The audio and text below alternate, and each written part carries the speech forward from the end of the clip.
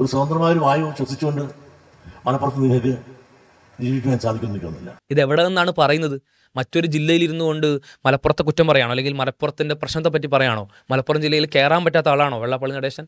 മലപ്പുറം ജില്ലയിലെ നിലമ്പൂരിലെ താങ്കൾ ഏതൊരു സമുദായത്തെയാണോ ഭയക്കുന്നത്, അതേ സമുദായം തന്നെ ഭൂരിപക്ഷമായുള്ളൊരു സ്ഥലത്തിരുന്ന് ആ സ്ഥലത്ത് നിന്നാണ് ഈ സ്ഥലത്തെ അരാജകത്വത്തെ പറ്റിയിട്ടും അരക്ഷിതാവസ്ഥയെ പറ്റിയിട്ടും അയാൾ പറയുന്നത്. അതിലെ ഏറ്റവും ചെറിയ, ഏറ്റവും ലളിതമായ അയുക്തി പോലും അയാൾ പറയുന്ന സംബോധിതർക്കോ മനസ്സിലാവുന്നില്ല എന്നുള്ളത് ഏറെ അത്ഭുതകരമാണ്. ഈ വ്യക്തി പറയുന്ന വർഗീയ പരാമർശങ്ങളോ വർഗീയ പ്രസ്താവനകളോ ആദ്യത്തേതല്ല മലപ്പുറത്തെ പറ്റിയുള്ള ഈ പ്രസ്താവന.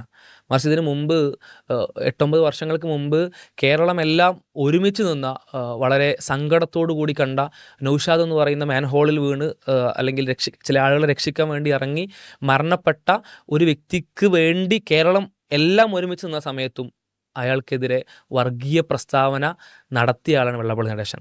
മരിക്കണമെങ്കിൽ ആരായിട്ട് മരിക്കണം? വല്ല അപകടം വന്ന് മരിക്കണമെങ്കിൽ മുസ്ലിമായിട്ട് മരിക്കണം. നിങ്ങൾ മാൻഹോൾ വൃത്തിയാക്കുന്നതിനിടയിൽ ഒരു നൗഷാദ് മരിച്ചുപോയി. ആ നൗഷാദിന് എന്താ കൊടുത്തത്? 10 ലക്ഷം കൊടുത്ത് വീട്ടുകാർക്ക് ജോലിയും കൊടുത്തു.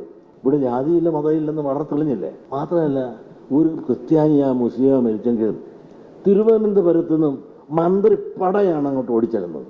9 വർഷം മുമ്പാണ് ഇത്രമേൽ വർഗീയമായ പ്രസ്താവന വെള്ളാപ്പള്ളി നടേശൻ നടത്തുന്നത്.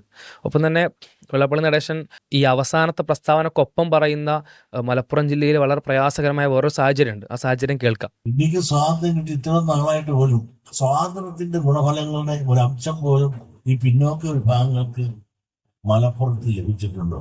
ഇപ്പോൾ നിങ്ങളൊന്ന് ആലോചിച്ച് നോക്കും, നമുക്ക് എന്ത് നിങ്ങൾക്ക് പഠിക്കാൻ അല്ലെ പഠിപ്പിക്കുവാൻ മലപ്പുറത്ത് എവിടെ ഒരു കുടിപ്പള്ളിക്കൂടെ പോലും നടത്തിയത്? കോളേജ് ഉണ്ട് അവിടെ, ഒരു ഹയർ സെക്കൻഡറി സ്കൂൾ എന്തുണ്ട് മലപ്പുറത്ത്? തൊഴിലുറപ്പുണ്ടായില്ലേ? അതിലൊക്കെ നമുക്ക് വളരെ പ്രാതിനിധ്യം. ബാക്കി എന്തിനാണ് നമുക്ക് പ്രാതിനിധ്യം? തൊഴിലുറപ്പ് മാത്രമേ ഈഴവരായിട്ടുള്ള ആളുകൾക്ക് മലപ്പുറം ജില്ലയിലുള്ളൂ. ഒരു വിദ്യാഭ്യാസ സ്ഥാപനമോ ഒരു ഹൈസ്കൂളോ ഒരു കോളേജോ ഒന്നും മലപ്പുറത്തില്ല എന്നാണ്. അതേ മലപ്പുറത്താണ് ഇതേ വ്യക്തി നയിക്കുന്ന SNDPയുടെ ഒരുപാട് കോളേജുകളുള്ളത്.